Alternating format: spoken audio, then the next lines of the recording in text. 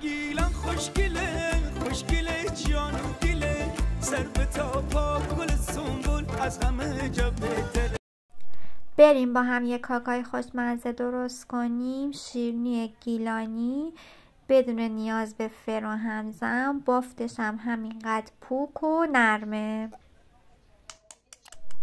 نیاز داریم به 2 تا دونه تخم مرغ،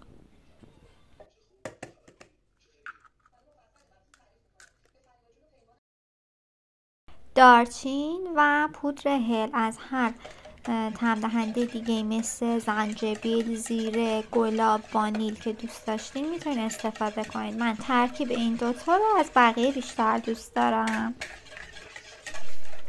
1 لیوان سرخالی شکر که با توجه به ذائقه خودتون و شیرین بودن کدو حلواییتون میتونید از مقدار بیشتر یا کمتری هم استفاده کنید. تخم مرغ و شکر حسابی هم میزنم تا کشدار بشه. 3/4 لیوان پوره کدو حلوایی داریم که کدو حلوایی رو گذاشتم با پوست پخته و بعد از پوست جداش کردم و پورش کردم. اگه هنوز چنل منو سابسکرایب نکردین سابسکرایب کنید که کلی آموزش های متنوع دیگه تو راهه.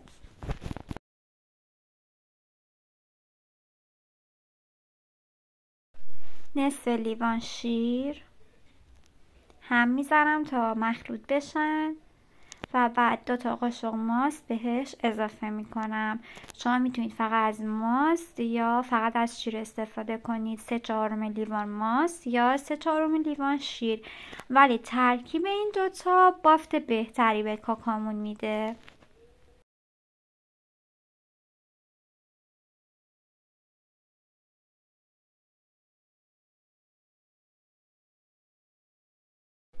یک لیوان آرد سفید یا از آرد گندم کامل هم میتونید استفاده کنید. 1 قاشق بیکینگ پودر،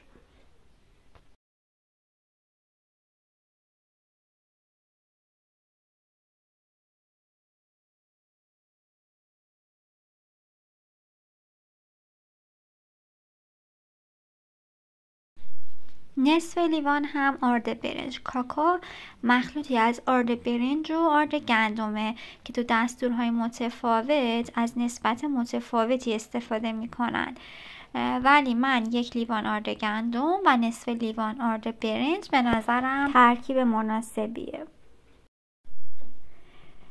گردوی نگینی خورد شده رو با 1 قاشق آرد مخلوط میکنم و به مایه کاکا اضافه میکنم. شما به جای گردو از کشمش هم میتونید استفاده کنید، از ترکیب دوتاش هم میتونید استفاده کنید.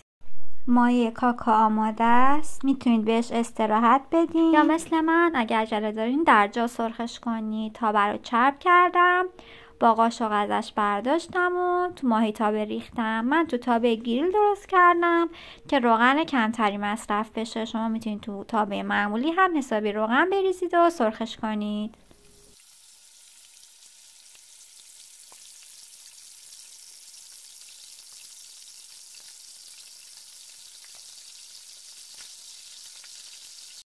وقتی یه طرفش سرخ شد برش میگردیم تا طرف دیگرش هم سرخ بشه. نزدیک بود یکی از کاکا رو از دست بدیم، به موقع برش گردوندم. نسوخته ها، نزدیک بود بسوزه.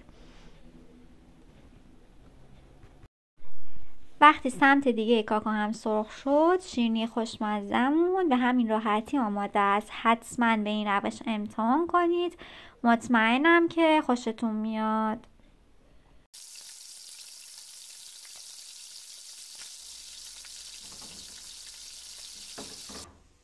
برای دیدن ویدیوهای بیشتر کانال مهتاب پز رو سابسکرایب کنید.